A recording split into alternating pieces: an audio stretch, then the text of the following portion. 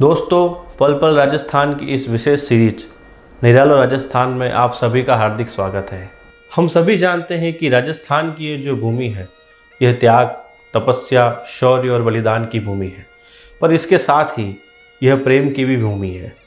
यहाँ पर ऐसी अनेकों प्रेम कथाएं हैं जो समय के साथ विस्मृत हो गई है, हम उसे भूल चुके हैं। तो आज हम ऐसी ही एक प्रेम कहानी के बारे में बात करेंगे जो राजस्थान की मुख्य प्रेम कथाओं में से एक है। हम सभी ने एक नाम है ढोला मारू, उसे अक्सर पढ़ा है किसी रेस्टोरेंट पर, किसी होटल पर असल में ढोला मारू है क्या?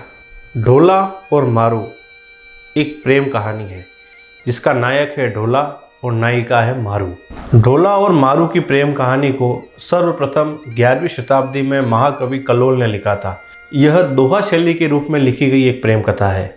ढोला मारू कहानी का नायक जो ढोला है उसका असली नाम है साल कुमार और जो मारू है उसका असली नाम है मारावणी। यह प्रेम कहानी राजस्थान के पश्चिमी मरुस्थलीय क्षेत्र बीकानेर में घटित हुई थी। उस समय बीकानेर रियासत में 2 ठिकाने थे, एक तो था पुंगलगढ़ और दूसरा था नरवड़। पुंगलगढ़ ठिकाने में राजा पिंगल का शासन था और नरवर में राजा नल का शासन था। यह दोनों बहुत ही घनिष्ठ मित्र थे। जैसा कि हम सभी जानते हैं, बीकानेर एक रेतीला क्षेत्र है। उस समय पुंगलगढ़ में भीषण अकाल पड़ गया तो वहाँ के राजा जो पिंगल थे वह अपने परिवार सहित नरवर चले गए।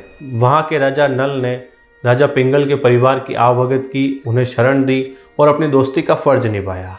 अकाल पड़ने के बाद जब राजा पिंगल नरवर पहुँचे तो उनके साथ उनकी पत्नी और उनकी 1.5 साल की बेटी मारवणी भी उनके साथ थी। और उसी समय नरवर के राजा नल के परिवार में उनकी पत्नी थी और उनके 3 साल का बेटा था साल कुमार। यही साल कुमार आगे जाकर ढोला बना और पिंगल की पुत्री मारवणी आगे जाकर मारू बनी। राजा नल ने पिंगल को शरण देकर अपनी दोस्ती का फर्ज निभाया। यह दोनों जब साथ साथ रह रहे थे तो इन दोनों के बीच जो मित्रता थी वह और भी मजबूत हो गई। तो इन्होंने सोचा क्यों ना हम अपनी मित्रता को रिश्तेदारी में बदलते। तो उन्होंने राजकुमार ढोला और राजकुमारी मारू का विवाह करवा दिया। समय बीता और राजा पिंगल के राज्य में अकाल समाप्त हो गया। वह अपनी बेटी को लेकर वापस अपने राज्य चले गए। पर इस विवाह में खास बात यह थी कि इसमें राजकुमारी का गोना नहीं करवाया गया था। गोना वो होता है जिसमें लड़की को शादी के बाद उसके ससुराल भेज दिया जाता है। समय धीरे धीरे बीतता गया और दोनों राजकुमार और राजकुमारी बड़े होते गए। मारू के परिवार वालों को तो इस विवाह की पूरी बात याद थी। उन्हें यकीन था कि नरवर से राजकुमार ढोला अपनी मारू को लेने जरूर आएगा। पर जो नरवर के परिवार में जो लोग थे उन्होंने उस विवाह को इतना गंभीरता से नहीं लिया था। उन्हें लगा था यह कि कोई बच्चे बच्चियों का, गुड्डे गुड्डियों का खेल था और वो इस विवाह को भूल चुके थे। तो नरवर के राजा ने अपने बेटे ढोला का विवाह मालवणी के साथ करवा दिया। आपको ये याद रखना है कि मालवणी एक अलग कैरेक्टर है और मारवणी एक अलग कैरेक्टर है। जो मारवणी है वही मारू है। ढोला अपने विवाह के बाद अपनी पत्नी मालवणी के साथ जीवन में व्यस्त हो चुका था, पर उधर मारू एक एक दिन गिन रही थी। उसे लगता था कि उसे लेने उसका ढोला जरूर आएगा, पर सब्र की भी एक सीमा होती है। मारू ने सोचा क्यों ना संदेशवाहक वहां भेजे जाए, पर संदेशवाहक भेजने का भी कोई फायदा नहीं हुआ क्योंकि ढोला की जो पत्नी मालवणी थी उसे पता लग गया था कि बचपन में इन दोनों का विवाह हो रखा है। उसके मन में यह डर था कि कल को अगर मारू यहाँ आ गई तो उसका कद छोटा हो जाएगा या उसे भुला दिया जाएगा। वो अपने जीवन को लेकर चिंतित थी। तो वो क्या करती थी कि जो भी संदेशवाहक आता था उसे रास्ते में ही मरवा देती थी। काफ़ी संदेश भेजने के बाद भी मारू को कोई उत्तर नहीं मिल रहा था। उसे एक युक्ति सूझी। मारू जितनी सुंदर थी, सुशील थी, उतनी ही बुद्धिमान थी। उसने एक ढोली को बुलाया और उसने ढोली को कहा कि तू वेश बदल कर उस राज्य में जाना और वहाँ पर मेरे लिखे हुए दोहे गाना। तो उसने यही किया। उसने कुछ अपनी सुंदरता और पुराने जीवन के आधार पर दोहे लिखे और उस ढोली को लिखकर दे दिए। ढोली बड़ा चतुर था। वह नरवर में जा पहुंचा और वहां पर एक भिक्षुक का वेश बनाकर रहने लगा। ढोली ने सोचा कि अगर वो सीधे जाकर ढोला से मिलने की कोशिश करेगा तो हो सकता है कि उसको भी मौत के घाट उतार दिया जाए। तो उसने एक रात को चुना।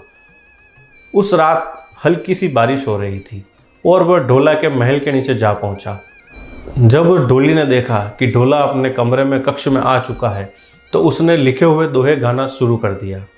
ढोली ने यह दोहे गाना शुरू किया कि जो मारू है उसका पूरा तन कंचन सा है, उसका चेहरा सूर्य के जैसा सुनहरा है, उसके दांत मोती जैसे हैं, उसके होंठ गुलाब जैसे हैं और वह जितनी सुंदर है वह उतनी ही विनम्र भी है। जैसे ही ये सारे शब्द ढोला के कान में पहुँचे तो उसे अपनी मारू की याद आ गई। याद आना ही था क्योंकि ये बस एक ये पर्दा था जिसे हटने की देर थी और उसने जल्दी ही सोचा कि वह जल्दी से जल्दी जाकर मारू को अपने देश ले आएगा। किंतु जब ढोला की पत्नी मालवणी को पता लगा कि ढोला को मारू की याद आ चुकी है और अब वो उसे लेने जाएगा, तो उसने ऐसे अनेकों षड्यंत्र किए कि वो उसको लेने नहीं जा सके। वो बार बार कोशिश करती और बार बार उसे रोक देती। आखिर उसकी पत्नी उसे कब तक रोक पाती। ढोला अपने सबसे तेज ऊंट पर बैठा और मारू को लेने निकल पड़ा। वो बड़ी तेज़ी से उस रेगिस्तान को पार कर गया और मारू के देश पहुंच गया। जब उसने मारू को देखा, मारू ने जब उसको देखा तो सब कुछ याद आ गया। जितनी भूला बिसरा समय था वह सभी भूल से गए और वह दोनों एक हो गए। काफ़ी समय तक ढोला और मारू वहाँ पर साथ रहे। फिर कुछ समय बाद ढोला ने सोचा कि अब मारू को भी अपने महल ले जाना है, तो वो उसको लेकर वहाँ से निकल पड़े। ढोला और मारू दोनों एक ही ऊँट पर बैठकर वापस अपने देश जा रहे थे। पर यह कहानी का अंत नहीं था। कहानी में अभी एक दुख और आया। इस बीच रेगिस्तान में मारू को एक सांप ने काट लिया, पर कहानी कहती है कि शिव और पार्वती ने मारू को वापस ठीक कर दिया। उसके बाद एक घटना और घटी। उस रेगिस्तानी क्षेत्र में दो डाकू थे, उमरा और सुमरा नाम के। उनको भी पता था कि मारू कितनी सुंदर है। वो मारू को पाना चाहते थे, तो उन्होंने क्या सोचा, क्यों ना हम बीच में से ही मारू का अपहरण कर लें। तो उसके लिए उन्होंने योजना बनाई। उन्हें पता था कि जो ढोला है वह बहुत ही शूरवीर है, उससे लड़कर नहीं जीता जा सकता है, उसे मूर्ख बनाना पड़ेगा। तो उसके लिए उमरा और सुमरा ने रेगिस्तान के बीच एक जाजम बिछाई और वहाँ पर एक महफिल सजा ली।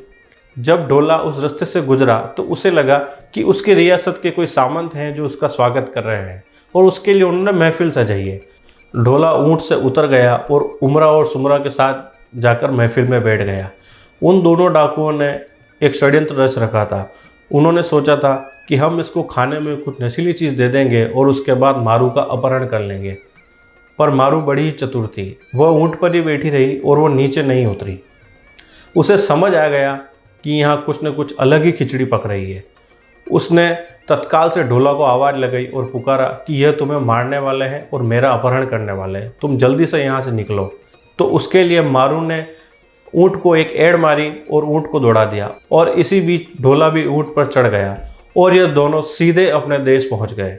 देश पहुँचने के बाद ढोला और मारू का उनके परिवार ने स्वागत किया, क्योंकि मारू ही उसकी पहली पत्नी थी। पर जो ढोला की दूसरी पत्नी थी, जो हमेशा चिंतित रहती थी, ढोला ने उसके साथ भी न्याय किया। उसने दोनों को, अपनी दोनों पत्नियों को समान दर्जा दिया और दोनों को समान प्रेम किया। कहानी की हैप्पी एंडिंग तो हो गई, पर जब हम शुरू से देखें तो आप पाएंगे कि यह किसी एक फिल्मी कहानी से कम नहीं है। इस कहानी में मिलना है, बिछड़ना है, वियोग है, लड़ाई है, संघर्ष है, सब कुछ है, षड्यंत्र भी है। इसीलिए आज भी ढोला मारू की जो कहानी है वो राजस्थान में गाई जाती है। आज काफ़ी लोग इस कहानी को नहीं जानते हैं। उन्हें लगता है कि ढोला और मारू के ब्रांड नेम है। असल में ये ब्रांड नेम नहीं है, यह प्रेम कथाओं के नायक और नायिका है। उम्मीद है आपको राजस्थान की अनोखी प्रेम कहानी पसंद आई होगी। धन्यवाद।